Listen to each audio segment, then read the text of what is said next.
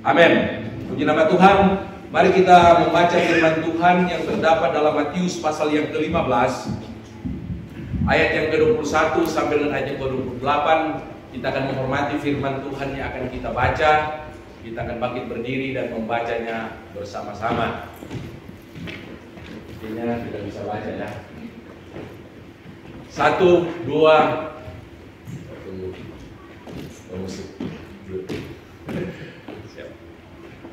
Satu, dua, tiga. Lalu Yesus pergi dari situ dan menyingkir ke daerah Tirus dan Sidon. Maka datanglah seorang perempuan Kanaan dari daerah itu dan berseru, "Kasihanilah aku ya Tuhan, anak Daud, karena anakku perempuan kerasukan setan dan sangat menderita." Tetapi Yesus sama sekali tidak menjawabnya. Lalu murid-muridnya datang dan meminta kepadanya, "Suruhlah dia pergi." Ia mengikuti kita dengan berteriak-teriak, "Jawab Yesus, aku diutus hanya kepada domba-domba yang hilang dari umat Israel." Tetapi perempuan itu mendekat dan menyembah dia sambil berkata, "Tuhan, tolonglah aku." Tetapi Yesus menjawab, "Tidak patut mengambil roti yang disediakan bagi anak-anak dan melemparkannya kepada anjing."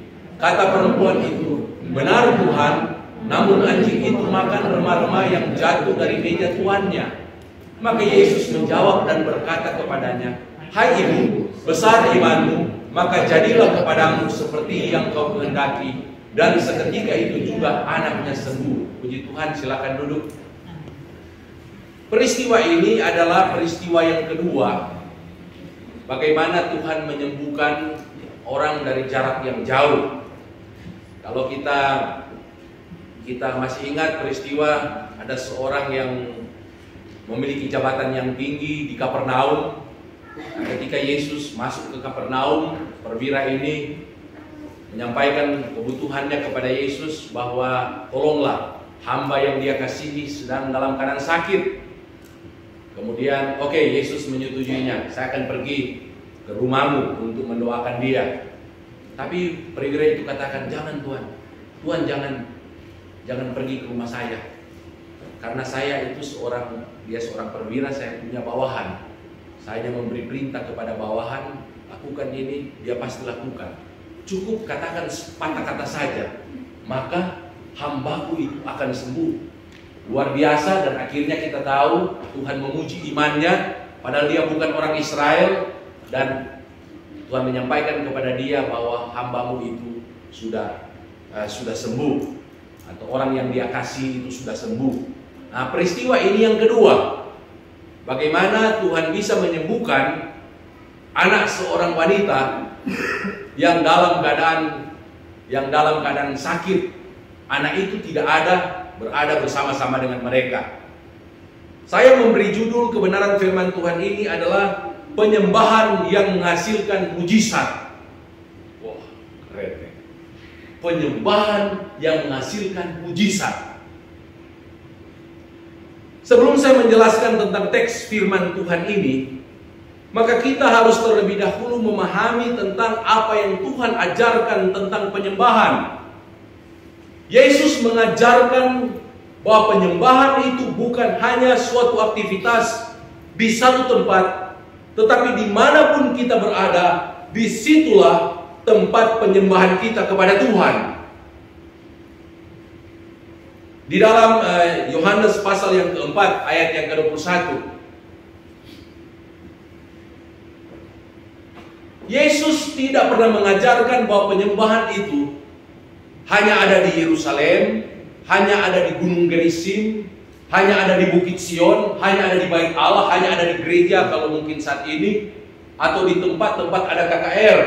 Tetapi Yesus mengajarkan bahwa penyembahan itu tidak berbicara tentang satu tempat, tetapi penyembahan itu dimanapun ada anak-anak Tuhan, dan dia menjalankan apa yang menjadi tugas dan tanggung jawabnya. Termasuk di dalamnya dia memuji Tuhan, dia bersaksi, dia menasehati, memberikan bantuan, menolong kepada orang yang membutuhkan. Itulah penyembahan yang dia lakukan. Kemudian Yesus juga mengajarkan bahwa penyembahan itu bukanlah hanya pada saat kita menyanyikan pujian. atau kita mengekspresikan bagaimana kebesaran Tuhan, bagaimana kebaikan Tuhan dengan tubuh kita, lompat-lompat, tangan kita mungkin kaki kita, atau seperti Daud dia menari-nari dengan telanjang, dia menari-nari. Tidak ada di antara kita yang seperti itu ya. Dia menari, dia merendahkan diri bersama-sama dengan hamba-hamba wanita yang ada pada waktu itu, dan akhirnya dia dihina oleh Mikal. Dan apa yang terjadi? Mikal dihukum oleh Tuhan karena menghina orang yang sedang dipimpin oleh Roh Kudus, yang sedang menyembah Tuhan dengan tubuh, mengekspresikan dengan bagian-bagian tubuh. Tidak boleh kita menghina, tidak boleh kita merendahkan orang yang bersorak-sorai, ya, karena itu merupakan ekspresi bagaimana dia mengalami Tuhan sepanjang minggu. Dia ekspresikan itu di dalam pujian dan penyembahan. Apakah hidupnya diberkati di sepanjang minggu? Apakah hidupnya penuh dengan sukacita dan damai sejahtera di sepanjang minggu? Itu bisa kita lihat ketika dia berekspresi dalam memuji dan menyembah Tuhan. Tetapi Yesus ajarkan itu bukan penyembahan yang dalam arti yang luas, melainkan jadi bukan hanya pada waktu kita memuji Tuhan, kita menari-nari. Di satu sisi memang itu baik, berkenan kepada Tuhan seperti yang dilakukan oleh Daud. Tetapi penyembahan yang sesungguhnya adalah seluruh aspek kehidupan kita itu harus menjadi penyembahan kita kepada Tuhan. Amin. Pada waktu kita mencuci piring, itu penyembahan kita kepada Tuhan. Siapa pernah mencuci piring sambil meneteskan air mata? Ya. Dibandingkan orang lagi ketawain orang di sampingnya, lagi lompat-lompat tadi, datang si pendosa lagi, dia lagi yang korban. Ya. Itu tidak berkenan kepada Tuhan. Tapi pada waktu saudara sedang mungkin memperbaiki kendaraan orang lain, ya, kemudian lakukan itu dengan sepenuh hati, orangnya sampai memuji kita, sampai bersyukur karena ada yang menolong kita. Itulah penyembahan yang saudara berikan. Itulah persembahan yang berbau harum, persembahan yang kudus dan yang berkenan kepada Allah. Ketika kita mengerjakan tugas-tugas kita, PR-PR kita melakukan semuanya dengan baik, bahkan sebelum waktunya berakhir kita sudah menyelesaikan, dan bukan hanya tepat waktu atau sebelum waktunya kita sudah selesai, tetapi jawabannya itu baik, bukan hanya 1-2 kata, tetapi bahkan 1 kalimat, 1-2 paragraf, dan itu menyenangkan hati dosen. Itulah penyembahan kita kepada Tuhan. Amin. Jadi Yesus ajarkan penyembahan itu bukan hanya pada waktu kita mengekspresikan kebaikan Tuhan dalam rumah ibadah, tetapi penyembahan itu seluruh aspek kehidupan kita menyenangkan Tuhan.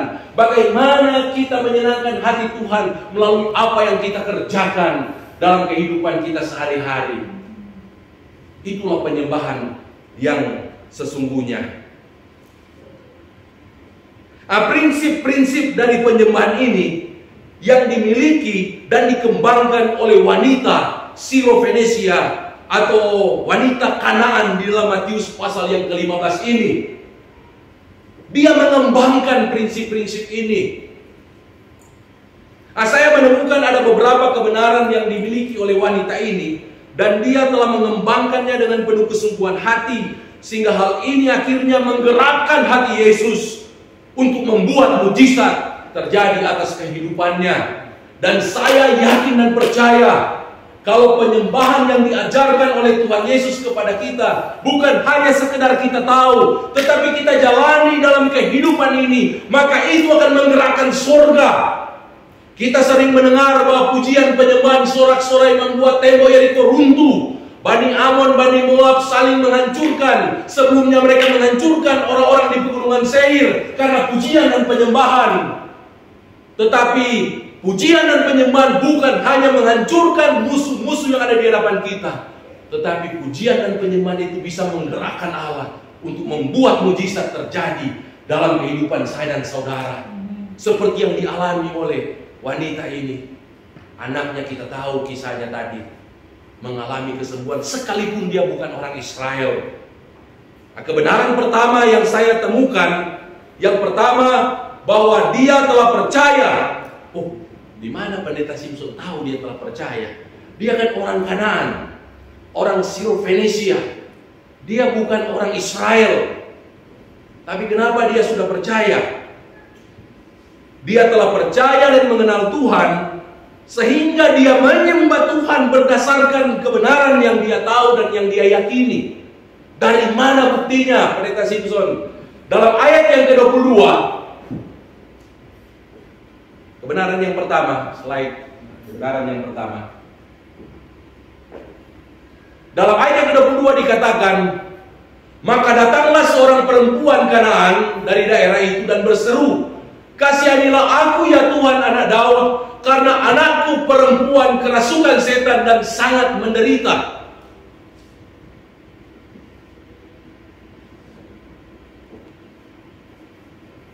Dia walaupun bukan orang Israel, tapi dia kenal Daud. Iya kan? Dia tahu siapa Daud. Artinya apa? Dia mungkin membaca Taurat, dia membaca surat Samuel, dia membaca kisah tentang Daud, Sabur dia baca, ya Mazmur, dia membaca. Nggak tahu bagaimana caranya, dia bukan orang Israel, tetapi dia membaca Taurat, dia membaca firman Allah, dia mempelajari firman Allah. Karena firman Allah mengajarkan bahwa keturunan daripada Daud akan menjadi Mesias. Yesus itu berasal daripada Daud, Raja Daud. Dan kita tahu Daud itu dalam 1 Samuel pasal yang ke-22 ayat yang kedua, dia adalah orang yang suka menolong mereka yang mengalami kesulitan dalam kehidupan mereka. Sehingga ketika dia dikejar-kejar oleh Saul, dalam 1 Samuel pasal yang ke-22 ayat yang kedua dikatakan, berhimpunlah juga kepadanya setiap orang yang dalam kesukaran, setiap orang yang dikejar-kejar tukang piutang, setiap orang yang sakit hati, maka ia menjadi pemimpin mereka. Ada sekitar 400 orang. Wanita Kanaan ini tahu bahwa kalau Daud menolong 400 orang yang terlilit hutang piutang, yang hidup dalam kesukaran, masa anaknya tidak akan menolong dia? Dia kenal siapa Daud, sehingga itu yang menjadi landasan dia untuk menyembah Tuhan. Itu yang menjadi landasan dia untuk datang mencari Yesus.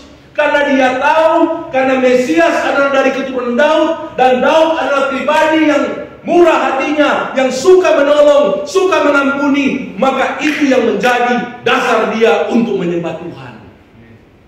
Allah menghendaki kita menyembah dia. Saya putar memang dalam kebenaran. Dia datang dengan penuh kepercayaan. Dia datang dengan penuh keyakinan bahwa tidak mungkin Yesus tidak akan menolong dia. Karena Daud menerima semua orang yang datang kepada dia, 400 orang. Padahal dia masih seorang jenderal. Dia belum punya gaji, dia belum punya harta yang banyak. Dan dia sedang dikejar-kejar oleh Saul. Dia tinggal di Gua Adulam. Dia tinggal di lereng-lereng gunung. Dia makan hanya karena belas kasihan Tuhan. Ditolak juga terkadang ya oleh si Nabal ya.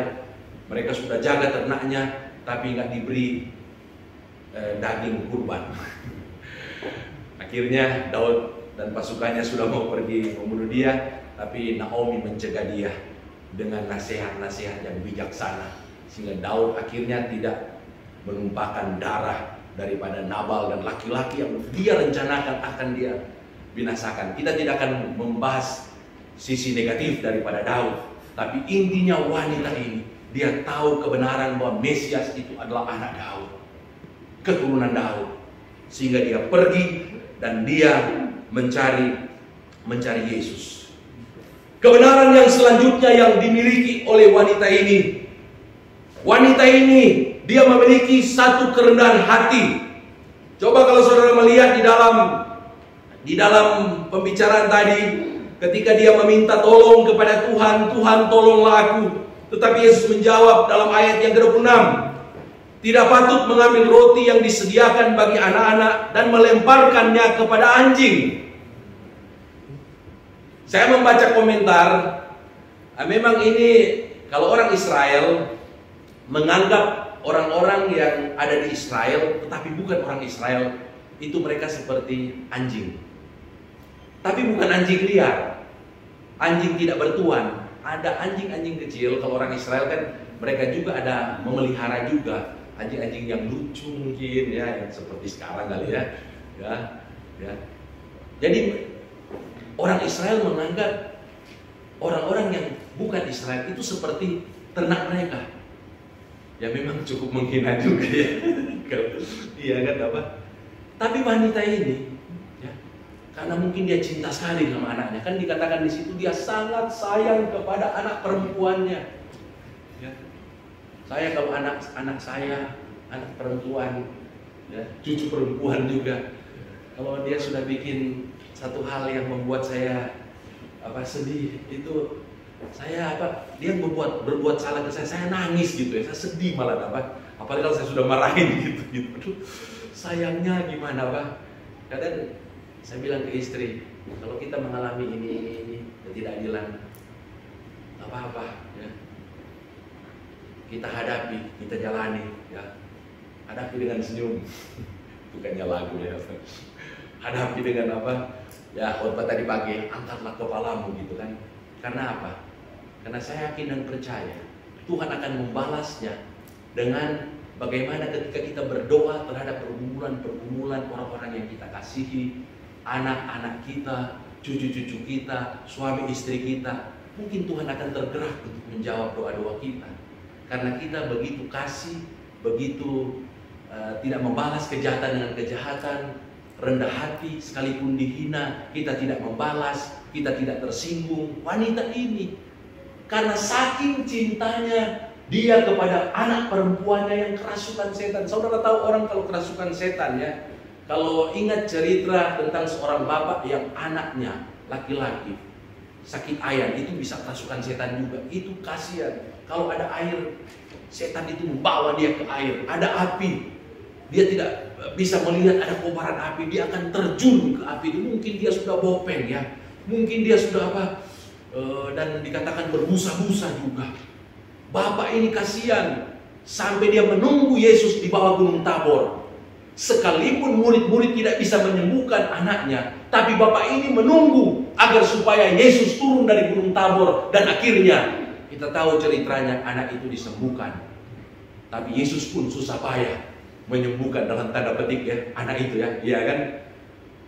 Bahkan mereka pikir sudah mati anak itu, tapi Yesus mengatakan tidak, dia hidup. Jadi wanita ini dia mencintai anak perempuannya yang kerasukan setan, yang sudah menderita sekian lama, dan memang karena dia memiliki juga karakter yang rendah hati, sehingga ketika Tuhan berkata tidak baik memberikan roti yang disediakan untuk anak-anak dan diberikan kepada anjing, perempuan itu tidak tersinggung. Dia tidak menegur Tuhan Yesus, atau dia tidak ngambek. Oke, kalau begitu saya cari tabib yang lain, ya kan? Tersinggung saya, ada harga diri saya. Banyak orang zaman sekarang gitu ya, Pak. Wah, harga diri. Saya ingin ditolong, saya memang orang yang tidak punya. Tapi kalau sudah dihina seperti ini, saya tidak terima. Ya, saya nggak bisa dibayar harga diri saya. Saya rindu agar supaya pelayan-pelayan Tuhan, kita jemaat-jemaat Tuhan di Gereja Cewek Sentul City, jangan memiliki pandangan yang seperti itu. Tapi kita harus memiliki pandangan yang seperti Kristus, rendah hati. Kalau dahulu Yesus dianiaya, Yesus dihina, dicambuk demi menyelamatkan saudara dan saya. Sekarang marilah, biarkan kita dihina, biarkan kita diperlakukan tidak adil, biarkan kata-kata itu mencaci maki kita, biarkan mereka mungkin melakukan hal-hal yang tidak benar kepada kita, tetapi kita lakukan itu untuk Yesus, supaya Tuhan Yesus dipermuliakan dalam kehidupan saya dan saudara yang melakukan kebenaran-kebenaran firman Tuhan. Amin. Haleluya. Dan wanita ini luar biasa. Dia menyembah Tuhan di dalam kebenaran firman Tuhan yang mengajarkan orang yang datang kepada Tuhan harus dengan kerendahan hati, tidak boleh dengan kesombongan. Dia tahu kebenaran ini, sehingga dia berkata kepada Tuhan Yesus, Benar Tuhan, namun anjing itu makan remah-remah yang jatuh dari meja tuannya. Ini membuktikan bahwa dia tidak mempan, dia dihina. Kita harus menjadi pelayan-pelayan Tuhan, jemaat-jemaat Tuhan yang tidak mempan dicaci maki, tidak mempan dihina, tidak mempan diperlakukan tidak adil. Kita harus tetap memuliakan Tuhan sekalipun kita diperlakukan dengan tidak baik. Sebab kalau kita membalas caci maki dengan caci maki, kejahatan dengan kejahatan, apa bedanya saya dan saudara dengan orang yang tidak percaya kepada Yesus, yang tidak punya Roh Kudus, yang tidak pernah membaca Alkitab? Kita tidak ada bedanya dengan mereka. Sama seperti pemungut cukai dan orang Farisi. Kata Yesus, kalau kita hanya memberi salam kepada orang yang baik kepada kita, berbuat baik kepada orang yang berbuat baik kepada kita, tetapi justru kita akan diketahui adalah anak-anak Bapa di sorga ketika kita mengasihi musuh kita, ketika kita mengampuni orang yang bersalah kepada kita, ketika kita memberkati orang yang menganiaya kita, ketika kita mendoakan orang yang mengutuk kita, bahkan orang yang menghina kita, kita tetap kasihi. Amin. Inilah kualitas jemaat dan hamba Tuhan yang diharapkan oleh Tuhan ada di antara kita, jemaat-jemaat yang ada dalam ibadah. Yang kedua ini, perempuan ini, dia menyembah Tuhan karena dia mengenal Tuhan. Dia menyembah Tuhan karena dia mengenal kebenaran yang namanya kerendahan hati. Haleluya, haleluya. Kerendahan hati harus dimiliki oleh semua umat Tuhan. Terlebih lagi bagi kita para hamba Tuhan yang dipercayakan untuk melayani di dalam memimpin umat Allah. Kita adalah pemimpin-pemimpin yang diberi tanggung jawab untuk memimpin umat Tuhan atau jemaat, untuk mereka bisa memuji dan menyembah Tuhan dengan benar. Kita dipakai oleh Tuhan untuk mempersiapkan jemaat untuk mengalami lawatan Tuhan. Karena hati manusia itu sering digambarkan seperti tanah yang kering dan berbatu-batu. Adalah tugas kita agar tanah hati jemaat itu digemburkan dan dilembutkan, sehingga pada waktu mereka mendengarkan firman Allah, maka firman Allah itu akan jatuh di tanah hati yang baik dan akan bertumbuh dan menghasilkan buah. Untuk itu kita harus benar-benar hidup sebagai seorang penyembah yang menjadikan seluruh kehidupan ini sebagai penyembahan di dalam roh dan kebenaran. Salah satunya ialah dengan memiliki karakter yang rendah hati. Akan tetapi jika sebaliknya, kalau kita tidak memiliki kebenaran ini dalam menyembah Tuhan, tanah yang keras akan menjadi batu karang. Mereka akan tersandung ketika melihat kita memuji Tuhan. Oh, so leadernya itu tukang gosip. Oh, singernya itu terkenal di sekolahnya, di lingkungannya, tukang memecah belah. Oh, itu suka maki-maki itu. Bagaimana kita memuji Tuhan? Bagaimana kita jadi singer, mainkan alat musik, tapi mereka yang duduk itu tahu kehidupan kita. Seluruh aspek kehidupan kita itu hanya di gereja yang menyembah Tuhan, tetapi di luar gereja itu menyembah siapa? Dalam tanda petik menyembah dunia ini. Akhirnya kalau mereka masih balik ke gereja, begitu juga yang berkhotbah. Khotbah adalah penyembahan kepada Tuhan. Itu hanya akan membuat hati mereka itu semakin keras seperti batu karang. Dan akhirnya, wah mungkin ini bukan gereja kita. Untuk itu, saya dan istri, ya, kami berusaha menjaga hati daripada jemaat. Kalau ada kekurangan, minta ampun dosa kepada Tuhan. Kalau sampai tidak menjadi teladan bagi jemaat, secara khusus dalam ibadah juga, dalam beribadah. Kalau kita hamba-hamba Tuhan juga tidak hadir dalam ibadah, ya, itu tidak menjadi contoh, tidak menjadi teladan. Kalau kita juga tidak melayani, bersaksi, memberitakan Injil, memberikan bantuan, akhirnya apa? Penyembahan itu hanya kita lakukan ketika kita bertugas di gereja. Padahal penyembahan itu seluruh aspek kehidupan kita. Amin.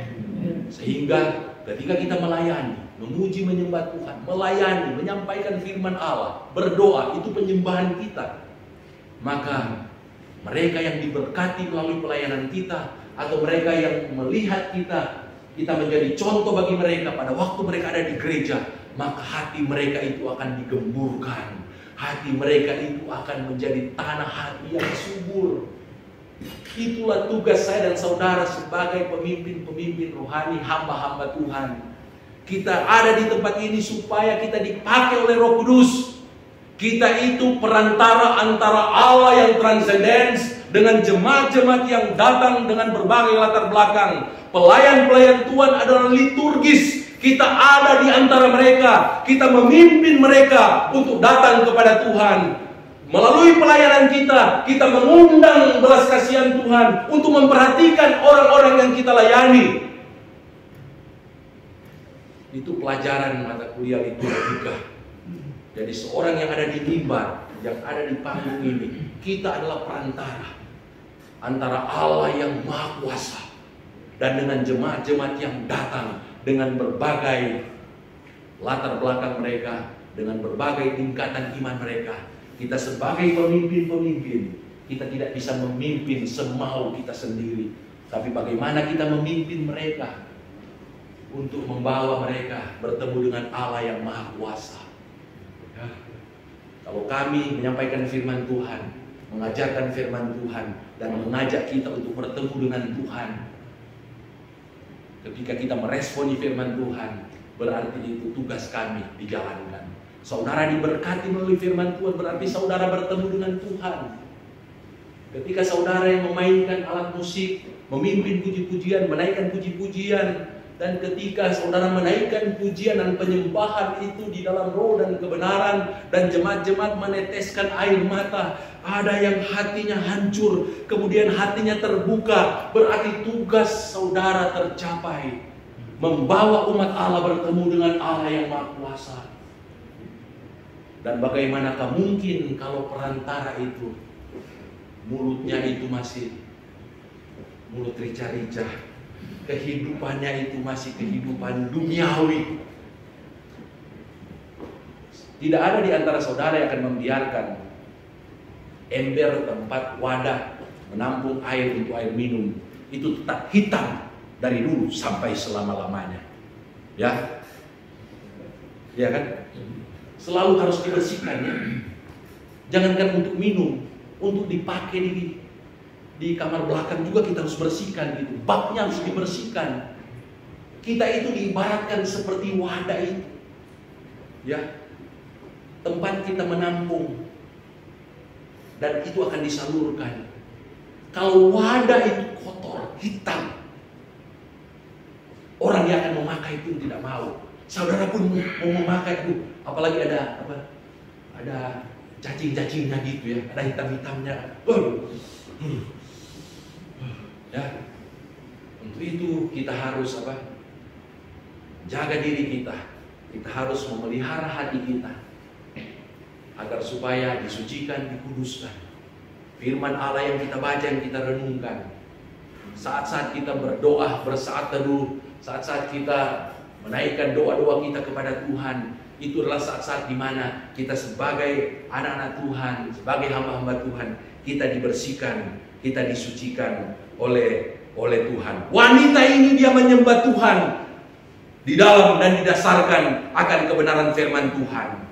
Kebenaran yang kedua yang dimiliki oleh wanita ini, dalam Matius pasal yang ke-15 ayat yang ke-25. Perempuan itu mendekat dan menyembah dia sambil berkata, "Tuhan, tolonglah aku." Tetapi Yesus menjawab, "Tidak patut mengambil roti yang disediakan bagi anak-anak dan melemparkannya kepada anjing." Kata perempuan itu, "Benar Tuhan, namun anjing itu makan remah-remah yang jatuh dari meja tuannya." Artinya, dia bisa memiliki sikap ini kalau tadi yang saya sampaikan dia punya kerendahan hati. Tetapi kalau dia tidak punya semangat, dia tidak punya roh yang menyala-nyala, maka dia itu sudah dari awal ya. Kan di awal kan dia berteriak-teriak kan, "Yesus, tolonglah aku Yesus." Jadi dia memang udah semangat ini perempuan ini. Tapi murid-murid melihatnya itu sebagai satu gangguan. "Tuhan, suruhlah dia pulang," gitu kan. Ya. Saya ingat kisah tentang orang yang buta ya, Bartimeus. Ya. Yesus, anak Daud, kasihanilah aku. Dia udah buta, berisik lagi, kira-kira seperti itu. Tapi apakah Bartimeus dia diam? Ya.